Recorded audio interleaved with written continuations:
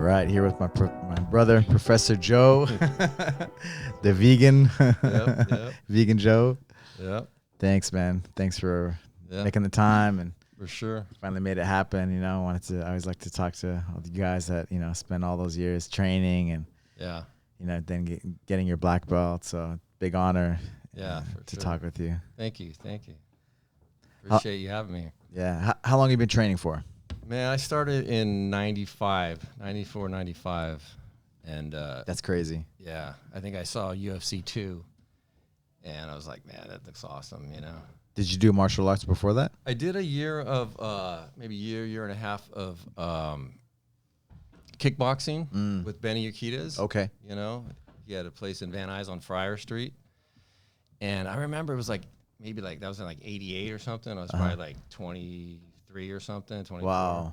Wow. And I remember seeing him, those guys training Jiu-Jitsu or some kind of grappling. Ground, yeah. Yeah, ground stuff on the, in the ring that they had there. And I was like, man, that looks like real fighting, you know?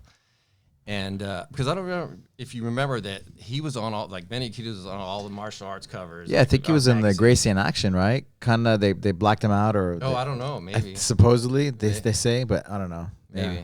But then later on, I saw UFC 2, and so I found Jean-Jacques School, and I was kind of like in the Valley. Yeah, he was in Tarzana, and he What year was that? 94, 95. He was there that early? Yeah, I thought they were like in the South Bay altogether. I think on. he just opened up. He maybe had it for like a year. I see. Yeah, and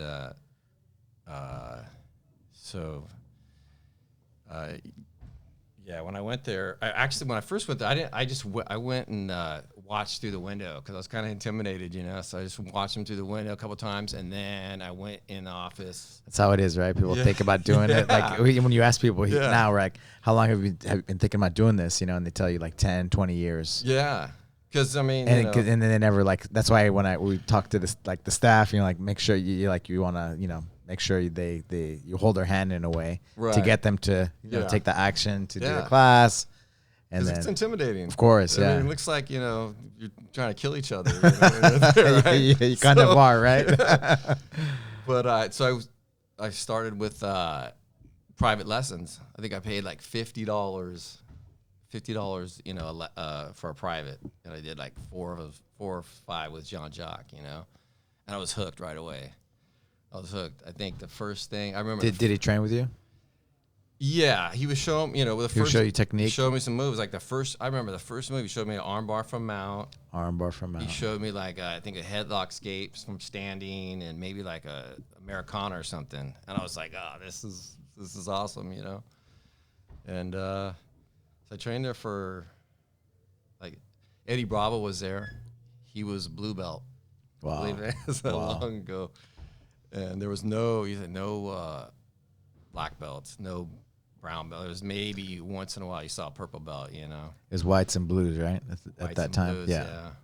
That's crazy. And that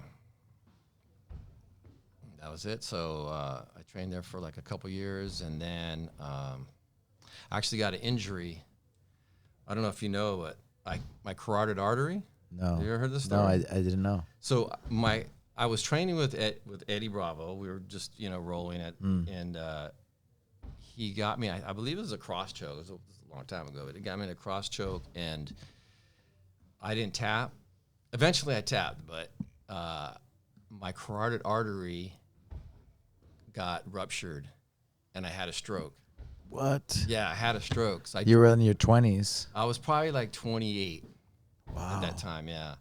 And I drove home. I lived in Simi Valley, and I drove home, and man, the worst headache. Just the worst. I think Chris B had happened to him as well. Really? Yeah, something like that. Yeah, and so that took me out for like 9 months, So what happens? What happens when? They put me in the hospital for like 3 days, and they put me on blood thinners, and they just watched me.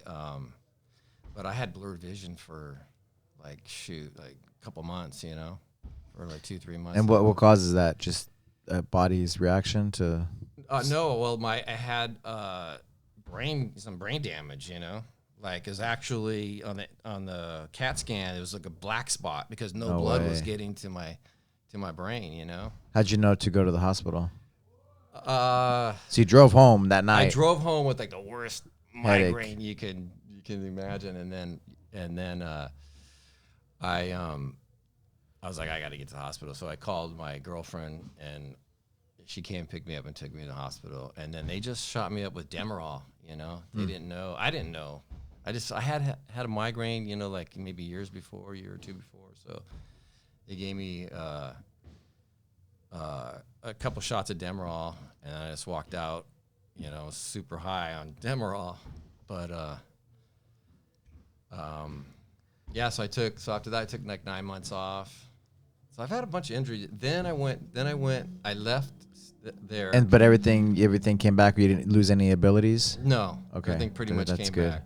It's that vegan diet, right? I wasn't vegan then. Yeah. You became. Yeah. So then I left there. Actually, I had a chance to buy a house in the desert. So I moved to the desert. And whereabouts? Like Victorville. Okay. Okay. So, and it was at Joe Stevenson School. Okay, yeah. So Cobra Kai. Well, was it eventually? Cobra Kai? Eventually. Yeah. It was Ted Williams. Ted Williams. Wow, man. Yeah, we talked about this. Old school Gladiator Challenge guys. Yeah. King of the Cage. They were at all the events. Yeah. Man, that's crazy. He had the octagon. Yes, there in the and he would build it at every King of the Cage event. Right. That's right. And so. Wow, that's crazy. Yeah. Huh? Back in those days. That's crazy. That was like 95, 96. And right? that was the MMA, right? That was the MMA scene. That was it. Yep, for sure. So I trained there for a few years, and then actually, I had a seizure because they say once you have what? once you have a stroke, you're susceptible to seizures, right? Yeah. I think. At the time I was taking an inhaler, like an asthma inhaler, while I was training. And I think that's what might have caused it. But I was leaving the gym. I felt kind of weird, so I got dressed and I was driving. I got in my truck and I was backing out. Like my head like a movie, my head flashed back and I was like on the mat rolling. And then I flashed back again, and I pulled back into the driveway or into the parking spot, and I walked back into the school, and I was like, call 911, and that was the last thing that I remember. And they had to call an ambulance, and I had convulsions, and so that was like my second injury. And then I'm just all leading up to where I took like 13 years off, and. And this is during the Victorville time. Yeah. And so, what was I saying? So after that seizure. I mean, it's scary, right? Like, what should I be doing this? Should I be going back to train? To train? Like, if I have a stroke one time and a seizure another time, and what's next? Yeah. Is that it? And my doctor, at the same time, he was looking at my neck, and he's like, how old is Randy? Randy was probably like 5. Yeah, your dad. Yeah. So he was like, the doctor he found some crushed vertebrae in my neck, and he said, if you train, you're going to end up paralyzed. You're going to end up like Christopher Reeves. That's right. Right. The Superman. And I was like, got paralyzed from the neck down. Yeah, and so that scared the hell out of me. So I stopped training. 13 years. Yeah. And but I never, stopped thinking about it. Never stopped thinking about it. It's addictive. Yeah. Jiu-Jitsu's. That's so interesting. Yeah. What made you? What would you would watch all the fights? I'm sure UFCs and Jiu-Jitsu things. You probably go to events. Yeah. What else? What are other kinds of things? I mean, because it was before YouTube, even, right? Yeah. Probably the websites, right? Because back in those days, you had like. I used to get the tapes. Like I got. And at the same time, I was training with Joe Stevenson. I would go to Pedro Cavallo. Right. Yeah, right. Right. Old school, right? That's the thing. People don't know. Like there wasn't that much information, right? Yeah. And so he was the first guy to kind of put out like a bunch of content. Yes, for sure. It was like the Gracie, like Corny Gracie, right? Yeah. And then this guy Pedro Carvalho came out with all this content. Yep. Yeah, for sure. So I had all his tapes, and so I took actually. So you got the tapes? Did you get a buddy and like just practice it in the house? That's crazy. Well, but then when I stopped jiu-jitsu, I just completely stopped because I always played rock music, as a kid. So I was just like, I'm just gonna play in my band and focus on that. But it was never the same. Like jiu-jitsu is always my first love, for sure. So I just I got really in the 13 years I got fat, like I went from like 160 or whatever, it was like 195 or something. Wow. So that's how I became vegan. I started watching all these, documentaries and stuff like that. And because what I did is I went back to my neurologist and I had him check me out. And he said, I think your neck is just wear and tear. I think you'd be all right. It's probably not the best idea, but I think you'll be all right. And I was like, that's all I need to hear. Mm-hmm. I'm going to, I'm going to start jiu-jitsu again. So I actually lost the weight. I lost 25 pounds. Which is going to help, right? With inflammation and everything else. Yeah. And so then I started training. So that's crazy. 13 years after hiatus. Yeah. And I came to this place first. And for some reason, I just felt like you were in Brazil. I love this. The time you came in. Yeah, you were in Brazil, and I was like, I didn't feel. It felt kind of corporate to me, which it's 100%. It was a Gracie Baja at the time, right? Yeah. It was totally. I think the what you call restaurant. What didn't exist, right? You guys were just serving like ice cream outside. Outside? Yeah. Oh wow. Before the building next door had vacated or whatever, but. So I didn't come here. I went to 10th Planet for a little bit, for like a year, and then I went to what's his face? He was on Violin. D'Artagnan. D'Artagnan. Okay. I went to D'Artagnan's and I wasn't digging it there, and then I came back here, man, and I was just like, oh, why didn't I start here from Were we legacy at that point yet? I think so, yeah. Yeah, you were. Yeah. Okay. Yeah, for sure. And I was here.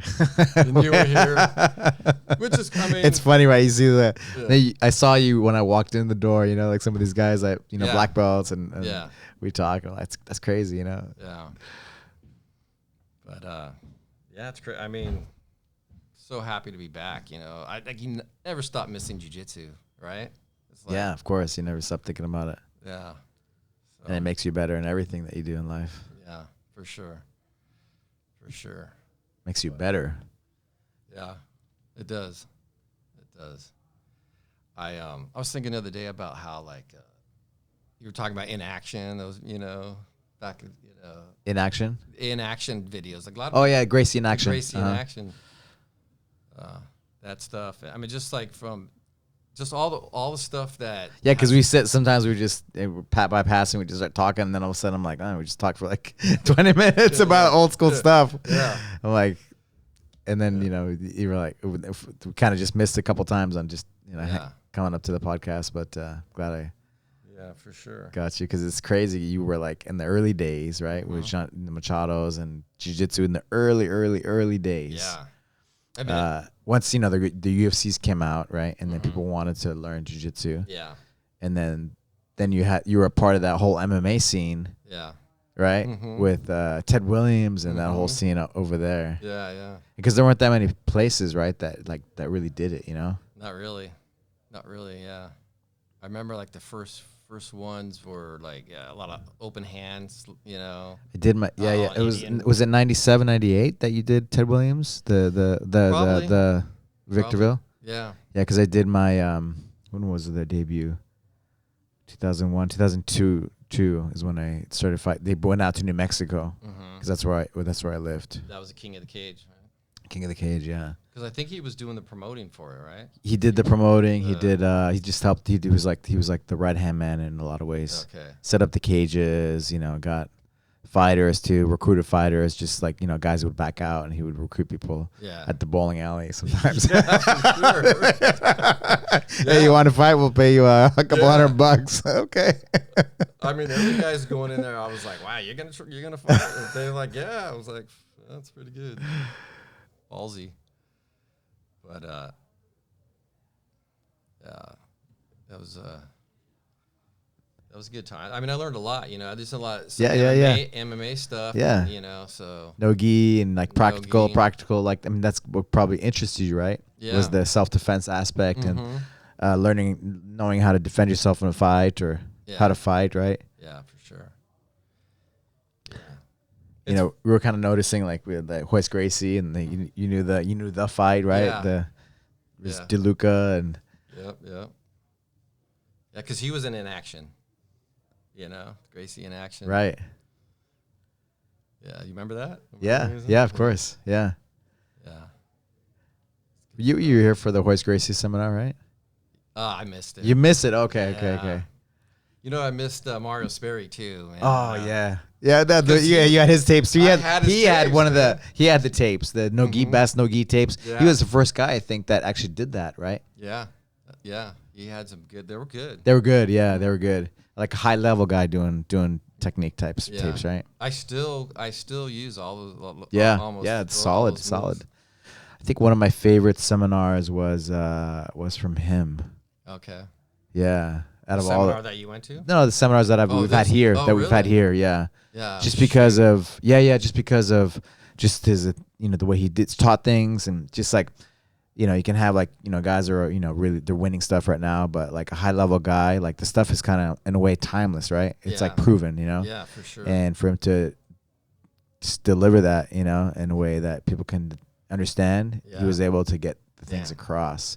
So I learned a lot, It was cool to have some of these Carlson Gracie guys come over, right. And teach like Amori Bitech. Were you here for that one? No, I think that might have been before. I don't remember. No, it was here. He did it. I think he did it twice actually. Wow. Okay, because he fought in the UFC, right? He fought in the UFC. He was like the first absolute world champion Jiu-Jitsu.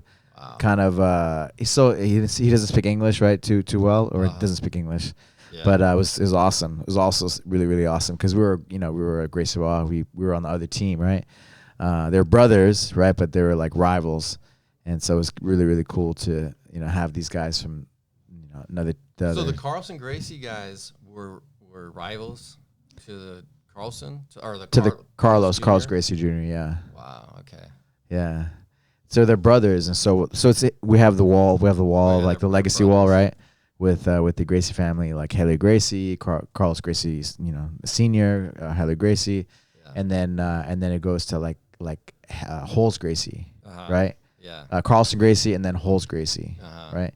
And so Royce Gracie was the son of Carlos Gracie, right? Senior, right? But he was raised by Helio Gracie, right? You know what I mean? So if you watch the Gracie in actions, he says Horian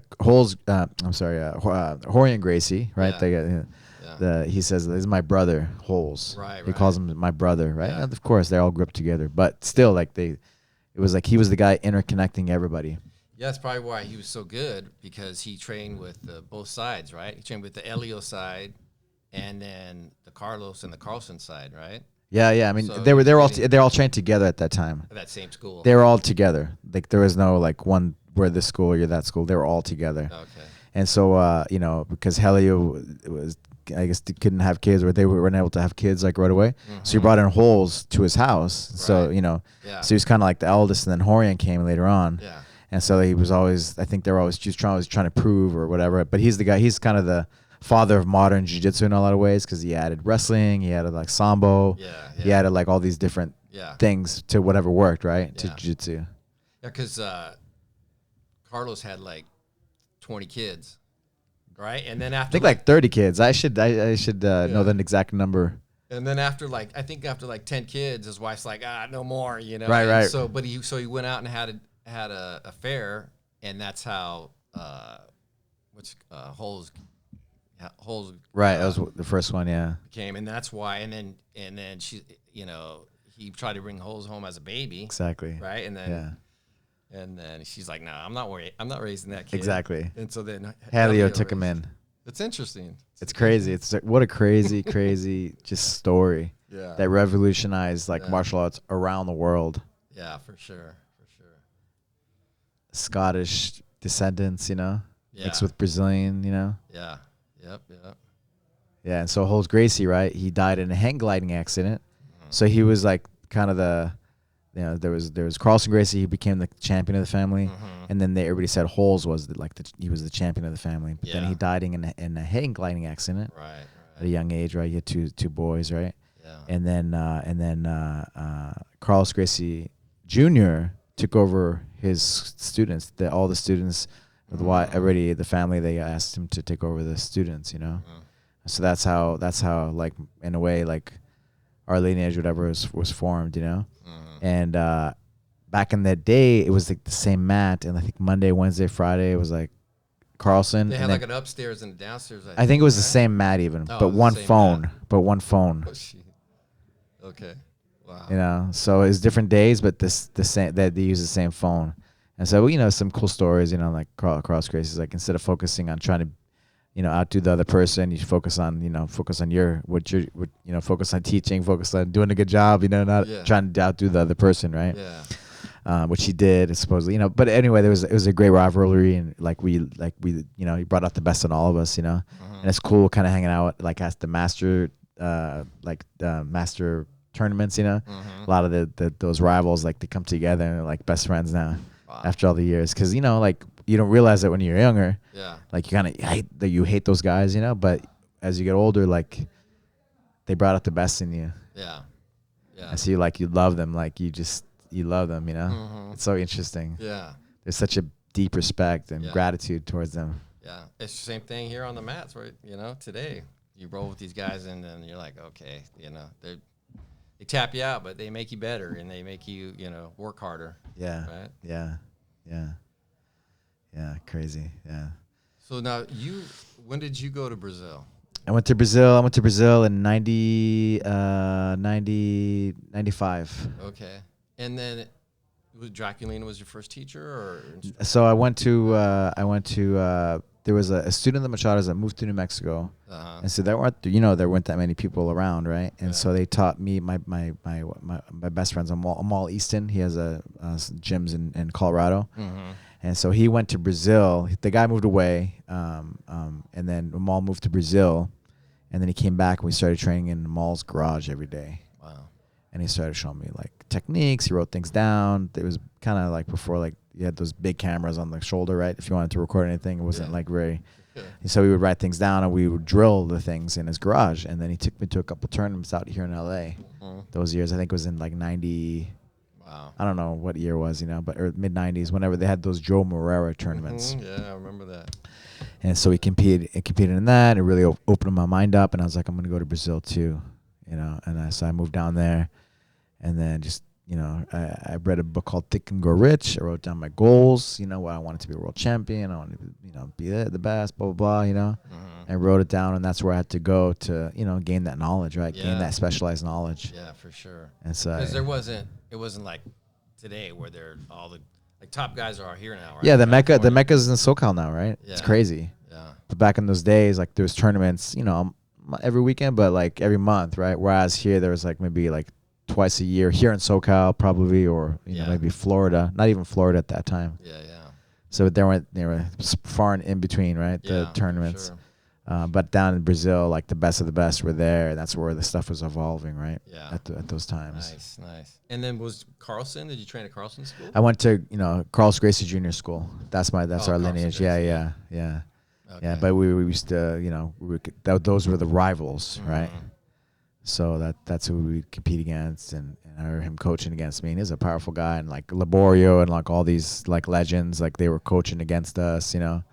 And you love to kind of beat them because they were like, we were like more known as more technicians and intelligent, and he had like not brute force, the good technicians too, right? But it just depends on the guy, right? Yeah. But like more like top game guys, and just like in the fighter guys, Yeah.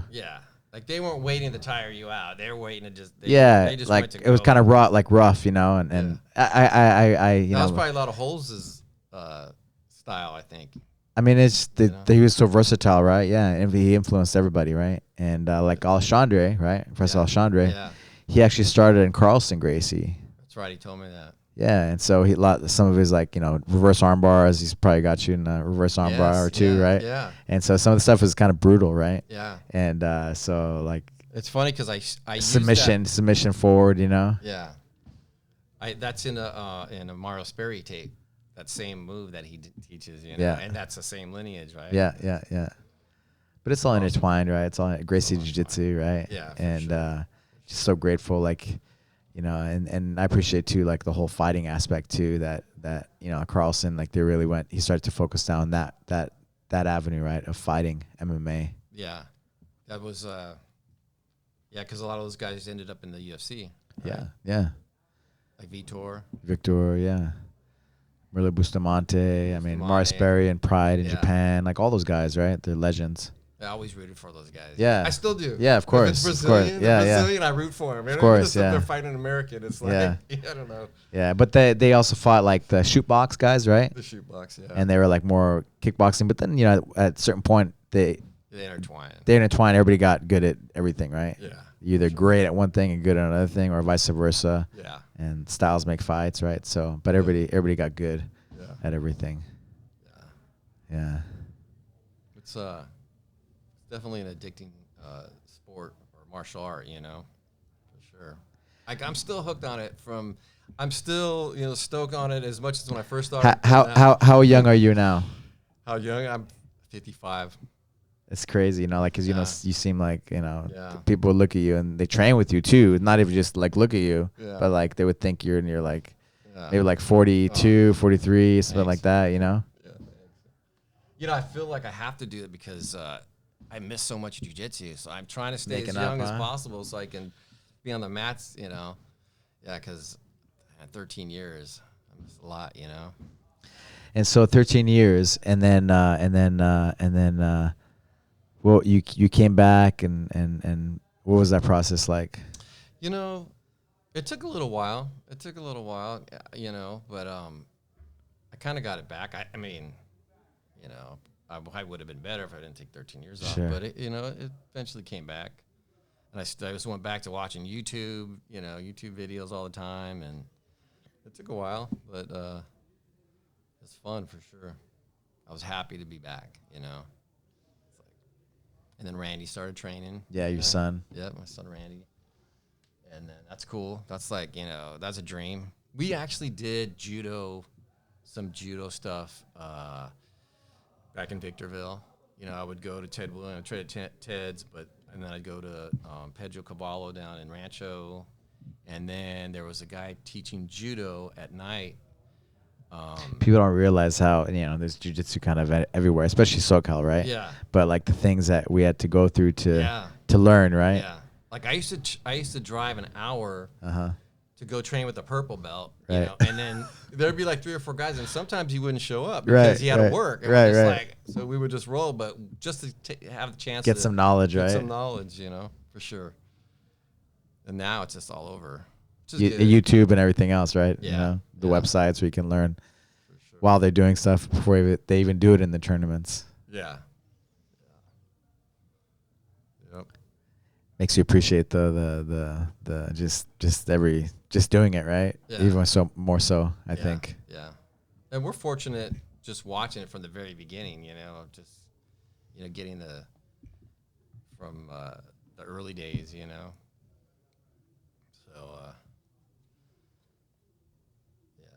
So you came back, right? You came back after 13 years, right? 13 years, and you start training, and you found what are some of the things that you just appreciated? And you're like, oh man, thank God I'm back and I'm training, and it's a part of my life. Jiu-jitsu makes you feel good. It's like there's after you train, you got a little high, and it's those endorphins and it's life, man. I mean, it's just, everything that you learn in jiu-jitsu, you can kind of equate it to things in life, I mean, I'm sure you feel the same way, right? And so I don't know, it's just it's fun for sure, It's like you know, get hooked on it.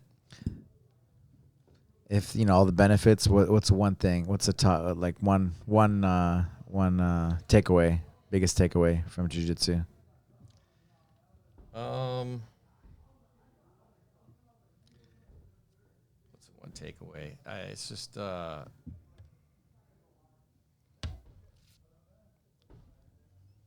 it's how many years now? 20. Over to like 25 years. 25 years, okay, 25 years of thinking, okay, 13-year hiatus, okay, sure. Yeah. But still, over 25 years. So what's your biggest takeaway? It's just probably all the camaraderie and, just keeps you young. The relationships. Yeah, relationships. And it just always, it always keeps you thinking, it's like you get tapped out and then you go home and you're like, okay, how did I get tapped out? Or I almost had that arm bar, but what happened? What did I do? And so it's always thinking man's game, Yeah. So are you from Los Angeles? Yeah, born St. Joseph's. Oh, no way. So from Burbank? Yep. No way. I was born in Burbank. I grew up in North Hollywood. Okay. Sun Valley. And, I started out, I was going to be a rock star, playing rock guitar. I played all the clubs in Hollywood and stuff like that. And then, I found jiu-jitsu. And I was just no way. Yeah. I was like, I got to do. This is it. Yeah. Well, I kind of started getting into trouble doing, like, bad things, getting into maybe some drugs and stuff like that. And actually, jiu-jitsu cleaned me up, Jiu-jitsu cleaned me up. And so, and I was like, I just put music on the back burner, and it was all about jiu-jitsu, Because it's about problem solving, I think jiu-jitsu is about problem solving, and that's what takes, you use that through your life, things in life, right? Yeah. Man, 13 years, like you found you found it, and then 13 years. And I got to tell you, I've been to a lot of different schools over those years, back when I was training then, and none of them have felt like family more than this place, for sure, man. Thanks to you, Thank you. Yeah. Legacy. For sure. Yeah. Like, I didn't want to leave D'Artagnan's. I wasn't really, D'Artagnan I didn't feel it with them, as an instructor, but I loved all the guys there. So I didn't want to leave, but when I came here, it was just like, I'm home, man. Anyways. Yeah. That's 13 years of thinking about and never stopping to do it. Yeah, for sure. I never did. I never stopped thinking about it. I used to watch the UFC, like you said, and all the Spike TVs and yeah. And then when I just when I went to my neurologist and he checked me out, and he's just like, you're okay, he goes, it's probably not the best idea, but and that's all you needed to hear. That was it, man. I'm so trying to make up for those 13 years, right? Things happen at the right time, right? Yeah, probably right. You know what I mean? Like maybe you clean up your diet and certain things like that. Yeah. Maybe that's what you needed to do. Yeah. Who knows, Yeah. So you came back from Brazil, and then you were still fighting?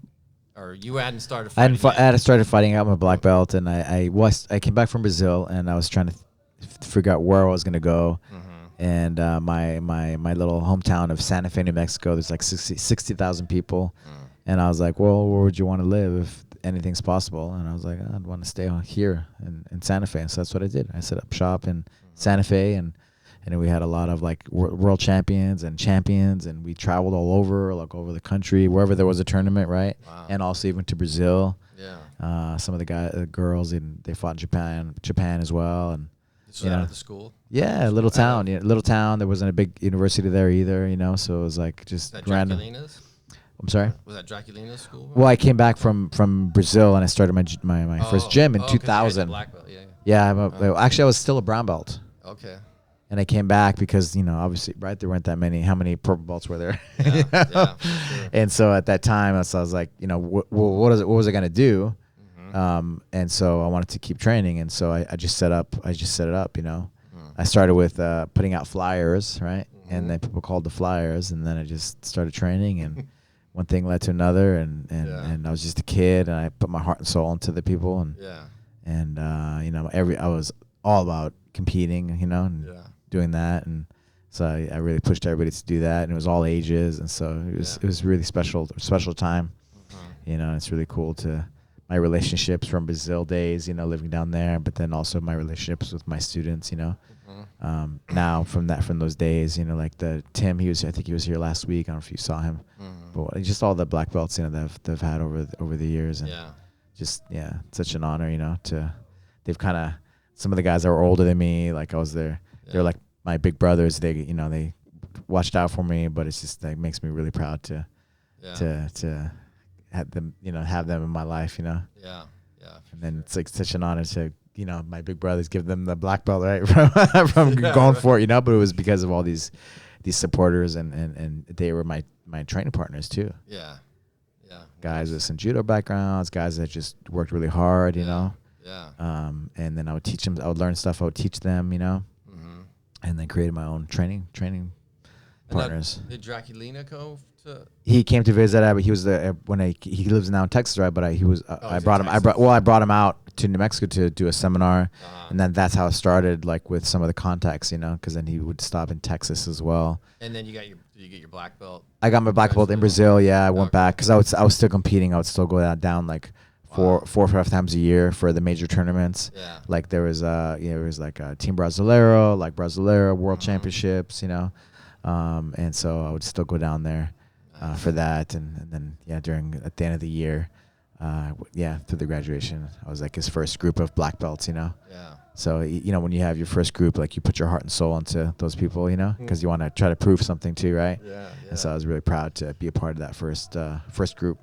His first group of black belts, but then also be like even the Gracie Baja, like the first American black belt as well. Yeah. Oh, nice. Yeah, so making history with that, and and then we made some history too competing. We were the first team to win the Team Brasileiro, team outside of Rio de Janeiro, because Draculino's gym was in Belo Horizonte, which is the third largest city. It's inland. Okay. It's like São Paulo, Rio de Janeiro, and then there's Belo Horizonte. Okay. And so we won like the team championships with just our team. Yeah. And making history in a few different places, Oh, that's pretty So it was really, really yeah. quite the experience, just being down there and. So when you came back to New Mexico, you had a lot of confidence in doing what school and. I mean, business-wise, I had no idea. Okay. Business-wise, I had no idea. My sister was graduating from business school, and so it was cool for her thesis, I think. Yeah. She wrote me a business plan. Okay. And it was funny because I followed it, considering what a 23-year-old, but I worked really hard, right? I worked really, really hard. Yeah. And I really believed in what jiu-jitsu, and a lot of people didn't know what jiu-jitsu was at the time. Yeah. That's the thing, they knew what karate and taekwondo were and martial arts, right, per se, but they had no idea what Brazilian jiu-jitsu was. Yeah. And so it's like, what do I do? Do I call it like martial art? Even the name of my gym, right? What do I call it? Martial arts, whatever, Santa Fe, Yeah. But I called it Brazilian Jiu-Jitsu Academy. I represented, Nice. What's funny is like, I'm doing the TACFIT stuff, right? And I feel like the same way with like it's like the same like the growth, because people it's like all the right stuff in TACFIT. Yeah. So I kind of feel like the same kind of feeling with people didn't know what jiu-jitsu was back in those days, and same thing with TACFIT, like way of life, Yeah. So you've seen the TACFIT grow and grow. Well, it's it's still at the beginning, but it's gonna same thing, Yeah. It just takes a little bit of time, and but we're things move a lot faster than Back then. Yeah, I think so, with the internet and just the way we have everything now, Yeah. But it was really, really amazing, just special time, and glad I went back home, and really proud of the things that we did, with what we had. Nice. Yeah, and then came out here. My son is 14, so 14 years ago. Wow. That's how I ended up out here. I came out here for a Hickson Gracie tournament back in 2000. Okay. And you just like, and I was with Alexandre, right? And he's like, hey man, let's go out. We're staying in 3rd Street Promenade area, like a hotel there. And so let's go out, man. Let's just see what's up, you know? Yeah. And we just happened to go to a bar, and my Edith was there, my wife, you know? Her friend was having a birthday, and she thought I was Armenian or something.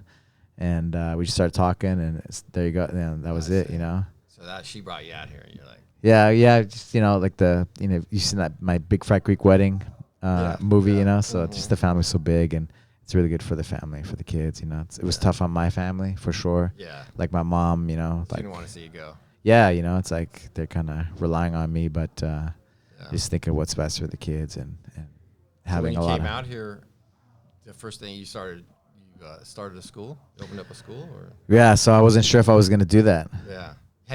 You hadn't fought in the UFC yet? Right. They were asking me to fight in the UFC, but my son was just being born, and I was like, you know, I wasn't sure. There was a couple times, but I was like, I'm not ready. And I was like, I just want to fight, you know, and get that out of my system, because I always felt like I was juggling a lot of things. But the thing is that I learned later on is like students and the community is what gives me power, like tapping into something greater than myself. Like, it's not about me, but it's about like you guys and stuff. That's what gives me energy. Nice. You know, it's like, oh, I'm working so hard, doing double, triple work, but it's like that's where it's at. You know, that's the superpower. Yeah, that's awesome. Cool. Yeah, tapping into the community. So yeah, and so you came here. I was just fighting for a couple of years, and I was training at this Muay Thai gym where Andy's from, you know, City Chong, and the guy asked me to teach. In Pasadena. Pasadena. Okay. Pasadena. And so he asked me, he knew who I was, and he's like, hey, do you mind teaching a class, like a random time, like a 10 a.m. class, like one time a week? And I was like, of course, you know. And then it filled up, and he's like, hey, do you mind doing twice a week? I was like, yeah, of course, you know. Filled up, because, you know, when you love something, it's like, it's not work, right? And then, do you mind doing it 3 times a week? And it filled up, and then a tournament came up, and we took like 6 guys, and 5 guys out of the 6 guys got to first place. Wow. And I was like, it was so rewarding, you know? Yeah. I was like, damn, you know, I have to do another school, you know? Yeah. You know what I mean? Like, this is what I'm supposed to do, you know? For sure. And so we started with, he opened up a gym, because one of my first students here in LA, he was supporting me too. He lived in, he ended up moving to Calabasas. Yeah. And so I lived, you know, out here, Glendale, Burbank, you know, and so it was like halfway, so we started a school in Encino, and then I was training in Pasadena, and we found a place there, so we opened up a gym in Pasadena, and then we found this place, which is near my house, which I knew was going to be my home gym always, you know, and so I was kind of like, and then I met somebody, and we ended up doing like 6 gyms at a certain point, you know, and so then maybe that's, you know, I don't know what that's the time, but like it made me realize what's really important to me, what matters to me are the relationships, like me talking to you, me having our little 10-minute or 20-minute conversations about Ted Williams, and you know what I mean, like just seeing people grow up, like Josiah or whoever, like in the team, and being there, you know, being present, and being a pain in the ass sometimes, being, you know, being a friend, being, you know, like just being there. Yeah. It means the world to me and motivates me to get up every day. For sure, that's awesome. That's jiu-jitsu, right? Jiu-jitsu does that. Very cool. Yeah. Especially this last year, right? The 2020 with the closures and everything and craziness, you know, just... It's bizarre. You know what I mean? It's like, what about my mental health, you know? Like, that's what makes me happy, right? Yeah, for sure. The opposite of social distancing. That's us. That's jiu-jitsu for sure. Like, when I've heard you guys are back, I was like, I'm going. I don't care if I get COVID. I'll take the 2 weeks of sickness, and I get, props to you for keeping it going, you know. Do the right thing, you know, at the end of the day. Once you start seeing things like, you know, just what's the collateral damage, right? Exactly. You get 99%, you know, survival rate. It's like, I'll go to jiu-jitsu. I'll chance it. You know, it's like, so many people right here are in the entertainment industry, and they lost all of their way of life. Yeah. Right. And this place is the only consistent thing that allows them to make the right decisions for themselves and their families, right? Yeah, for sure. And then the kids is a whole other story, like, you know, homeschool, like they have outlet. No social interacting, exactly. and this is like the only place that they have social interacting going on. Yeah. So I'm gonna take that away from them. Like, I mean, I have to do the right thing. That's in my heart, you know, and that means us staying connected. And there's so much, like, I don't care about the fighting, and you know, I want us to be healthy and well. No, that was great. That was great that you did. I mean, most people didn't have the balls to keep it running. Yeah. Keep it going. Just like, screw it. I'm gonna keep it going, because, like you said, just the relationships and the kids and you have to fight for something, right? And and it worked out. Yeah. It's all good. It's all like, good. You know, people. Thank God, you know. Yeah. Definitely. It was some crazy times, though. I'm a big conspiracy. You know. Randy's like, you know, if you do a podcast, don't get into conspiracy. You know? I'm like, all right, you know. You're not, me, you know, the guy. Man, some of the, you know, like Eddie Bravo, like, you know, like, but you know, it's like all the conspiracy theorists, right? There was conspiracy theorists. All the stuff is coming true now. Like 100%. New World Order and all these things, you know. Like they're talking about, it came from a lab, you know, but you couldn't say anything. You couldn't say it's censored, like, right? And now it comes from a lab. There's only one lab in Wuhan, and it's, you know, and then it leaked out there. That's just kind of, you know. Yeah. But you could talk about it. It was and like there's patents on the vaccines and things like that, right? Exactly. on the thing itself, right? On the virus itself, there's a patent. Yes. Before it came out. Right. Before it came out. So we don't have to talk too much about it, get all crazy, you know, because what do, you know, nobody knows really, right? The full truth, you know. Yeah, absolutely. I'm just glad that our community stayed together and we're able to, you know, do this, you know, survive, you know, and overcome, adapt and overcome, right? Yeah, absolutely. Yeah. Times though. What do you see yourself doing? Where do you see yourself like 5 years, like in the mat? And you know, it's a good question. I'm trying to, you know, I want to train until I'm at least. I figure I can go hard till at least I'm like 64 or something. You know, 65. There's this old judo guy that I found on YouTube. He's in Japan, and he's 65 years old, and the guy's a beast, man. And he's still, you know, he trains judo 3 times a week. You know, he works out. He's, you know, he does that ab wheel from standing. You know, he's impressive. So I was like, you know what, if you could do it. I always look for older guys. There's a guy named Yoshi. I think Yoshi is his name. I did a podcast with him and Felicia O. Yes, I've seen that probably a He couple trained times. with Hickson. Okay. Mm-hmm. He trained with Hickson, and then when Hickson left, he started with Jean-Jacques. Yeah, I watched them a couple times. He's very inspiring. He's a chiropractor, right? Right. Yeah. And he stopped doing that because he's like, you can heal yourself, right? Yeah. I always look for those older guys to kind of inspire me. You know, if they're doing it, you know. Right. Man, Heather Gracie, right? He did it to the very end. Yeah, that's right. I want to be like that. Yeah. I think if we have our intent set that way, you know, we're open to we find those things, right, that we want. Yeah, for sure. Age is a number, you know. If you know, I mean, you get more aches and pains and stuff, but it's all good. Tac fit. We gotta do this tac fit stuff, you know. Yeah. That's the fountain of youth, not fountain of youth, but yes, but also combined with jiu-jitsu, right? Yeah. And even without jiu-jitsu, but just it's like all the right stuff. Yeah. You get shaped in a certain way, you pull yourself the other way, right? I'm gonna have to try. So you're balanced out. Yeah, Randy went today. Yeah, right. He was telling his dad, "Hey, Dad." Yeah. How is it having Randy in class training with your son? Awesome. It's awesome, man. I look over sometimes and I see you guys training, you know, and I'm like, after class too, like spending hours together. I beat up on him a lot when I was doing jiu-jitsu. I was like, come over here. Let me do this move. And he's like, no. Growing up, yeah, as a little kid, I would practice on him, you know. And then he did some judo, you know, back in the day. And he trained with Thomas Denny, you know. Okay, yeah. For a little while because he was out the Joker, in the right? Mm-hmm.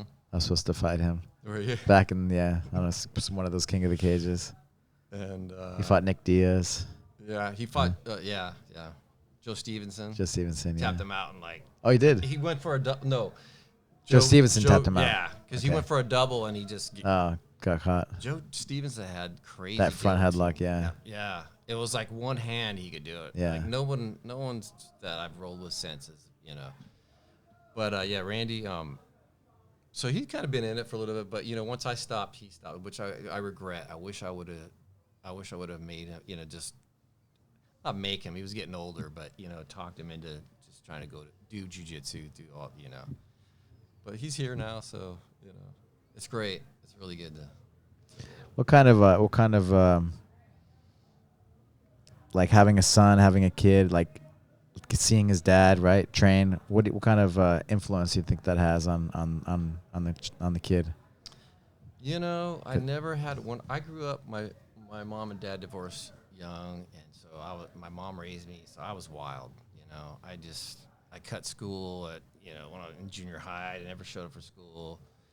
I got into drugs, but just being, I think part of like jiu-jitsu and just being, my wife, and he's just always been a good kid, he's never, I think I caught him smoking weed one time or something. You know what I mean? It's like, he's always been pretty responsible, so I don't know if he could contribute that to jiu-jitsu and, probably I would,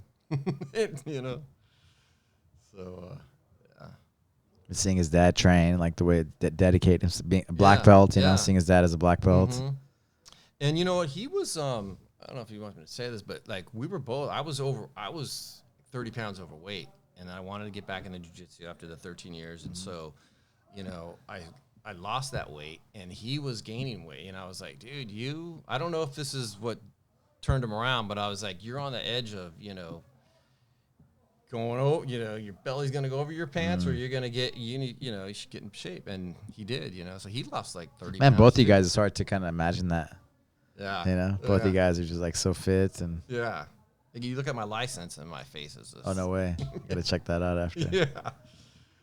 But no, he got in shape too. So that's good. Yeah. Good times. Yeah. Awesome, man. Well, congrats to both you guys. Congrats to you. Thank you. For your example and dedication and discipline.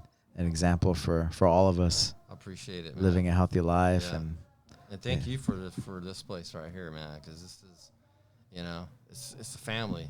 And like I said, I've been to a lot of different schools and over the years, and this is the most family like that, So right on for that. Thank you, brother. Yes, Thank sir. you. Yeah. Thank you. All right.